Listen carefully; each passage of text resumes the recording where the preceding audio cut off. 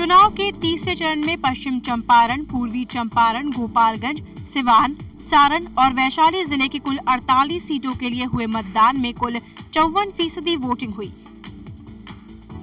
पश्चिम चंपारण में सबसे ज्यादा 58% वोटिंग हुई, तो गोपालगंज में महज 51% मतदाताओं ने ही वोट डाले।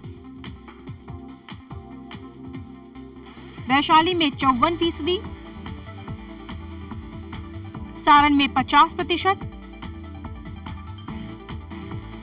सिवान में 52%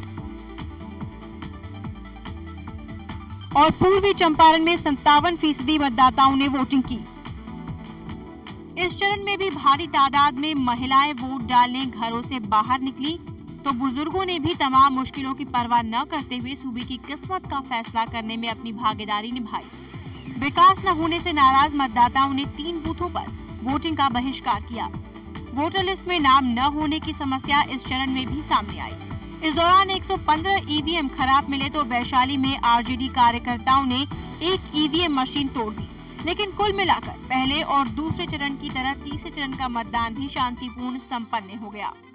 2005 के अक्टूबर-नवंबर के जो विधानसभा चुनाव हुए थे बिहार में, उसमें प्रतिशत रही है 47.36, जबकि अब की बार 53.65% जो है वो रिकॉर्ड किया गया है। इस प्रकार इनके अलावा कोई भी और घटना जो है सामने नहीं आई और मतदान, जैसा मैंने आपसे पहले कहा, पूर्ण रूप से शांतिपूर्ण रहा और कोई ऐसी अप्रिय घटना जो बड़ी किस्म की हो वो सामने नहीं आई। तीसरे फेज में जिन 48 विधानसभा सीटों के लिए वोटिंग हुई, उसमें लालू प्रसाद के गढ़, गोपालगंज और संसदीय क्षेत्र छपरा भी शामिल है। इसके अलावा राबड़ी के दोनों विधानसभा क्षेत्र सोनपुर और राघोपुर में भी इसी चरण में मतदान हुआ। इसीलिए लालू के सामने सबसे बड़ी चुनौती इसी फेज में है। रामविलास पासवान के सामने भी ये साबित करने की चुनौती है कि हाजीपुर में उनका करिश्मा अभी खत्म नहीं हुआ है। इन दोनों दिग्गजों के साथ ही इस चरण में जदयू के पूर्व सांसद प्रभुनाथ सिंह की साख भी दांव पर है। जनता का फैसला ईवीएम में बंद हो चुका है। मैदान में उतरे 785 उम्मीदवारों में से जनता ने किसके दावों की हवा निकाल दी और किसकी उम्मीदवारी पर अपनी मुहर लगाई है, ये देखने वाली बात होगी।